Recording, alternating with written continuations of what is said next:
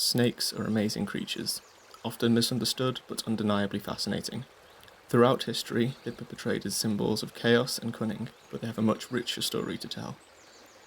In ancient times, snakes were both feared and revered. While some cultures associated them with evil, others saw them as symbols of wisdom and fertility. Today, many people still find snakes scary or disgusting, but the truth is, they're graceful, beautiful, and essential to their ecosystems. There are over 3,900 species of snake worldwide, but in Britain we only have 3 native species: the smooth snake, the barred grass snake, and the northern viper, or adder. Other snakes are rarely seen, though examples of escaped or released pets do occur, typically with extreme detriment to the snake's well-being. There are also very small populations of introduced Aesculapian snakes, establishing in some places. Now here's a special snake I found on the Isle of Arran in Scotland. It's nearly all black, providing an attractive opalescent sheen reflecting in the sun.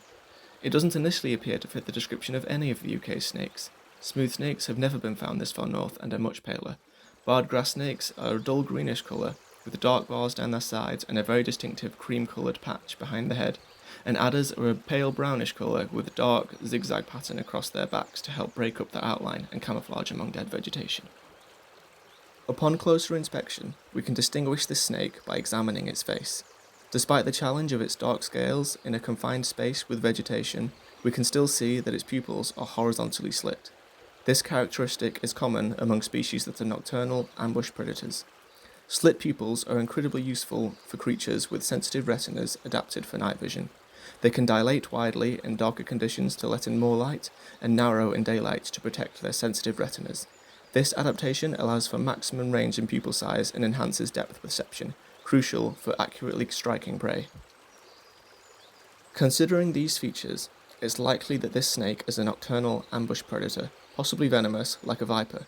For example, in the UK, venomous adders have slit pupils, unlike the non-venomous grass snakes with round pupils. Adding to the evidence, this black snake has a wider head behind the eyes, a trait commonly found in snakes with venom glands located within the head. This snake must surely be an adder, but what about its striking black coloration? Well, black adders, like the one I encountered, unrelated in name to the comedy show Blackadder starring Rowan Atkinson, possess a genetic mutation known as melanism. Interestingly, the Isle of Arran holds a special significance for adders exhibiting this mutation in Britain.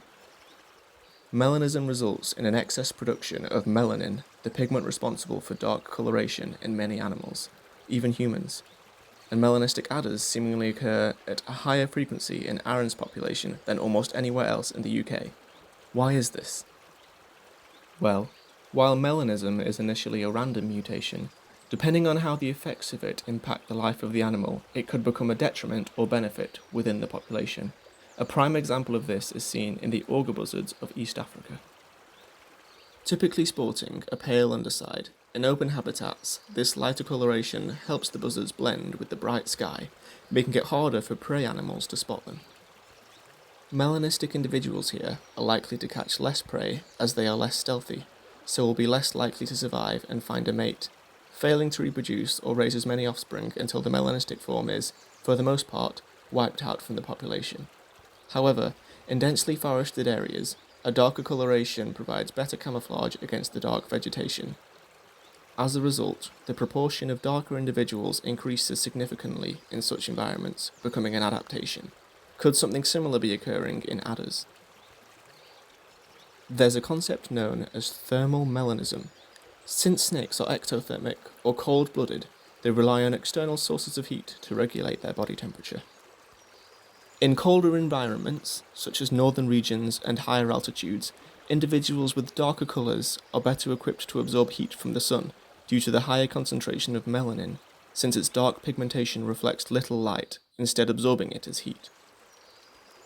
This adaptation, despite sacrificing optimal camouflage, allows darker snakes to fare better further north, such as on the Isle of Arran. This could help explain why my sighting of a black adder on the Isle of Arran isn't a one-off. The Isle of Arran is a particular hotspot for this unusual viper variant. However, there are some complications with this theory. For starters, adders are found all the way to the furthest northern points of mainland Scotland, much further than Arran. Yet Arran in particular is considered the melanism capital. Additionally, Arran is just one of the major hotspots for melanism, along with Exmoor as the other major outlier, all the way in the south. This raises questions about whether there are other factors at play. It's firstly worth noting that other places also have relatively large numbers of melanistic adder sightings, but these largely follow the overall abundance of the species. More adders overall means more black adders, even if they're still a tiny proportion of the snake population. Arran and Exmoor, however, are particular anomalies in their proportions of blackadder sightings. One potential explanation for this anomaly is genetic bottlenecking. The Isle of Arran, for example, is geographically isolated from the mainland by sea, potentially resulting in a small founding population of adders. It's possible that these founding adders arrived on the island through rafting, carried on strong currents, likely on uprooted vegetation during significant storms. If one or more of these founding individuals, by chance, possessed the melanism mutation, this would already be an unusually large proportion of the population, since it's so small anyway, and could have been maintained within the isolated population as it grew over time. A similar example is seen in the blonde hedgehogs of the Isle of Alderney. While Exmoor isn't an island, it may still present an intriguing case of genetic isolation. This national park is surrounded by farmland, offering little opportunity for adders to move in and out of the area via suitable habitat. As a result, the adder population within Exmoor can be considered a genetic island, isolated from other populations. These phenomena highlight the complex interplay between genetics, geography, and environmental factors in shaping the distribution of animals. And while no option is entirely satisfactory to claim as definite fact until more research is done, it's interesting to consider that there's always more to learn about animals, even at home in Britain. So next time you're out exploring nature, keep an eye out for these striking blackadders. But remember, admire them from a distance and let them go about their business. They know how to defend themselves. Thanks for watching, and feel free to like if you enjoyed and leave a comment. See ya!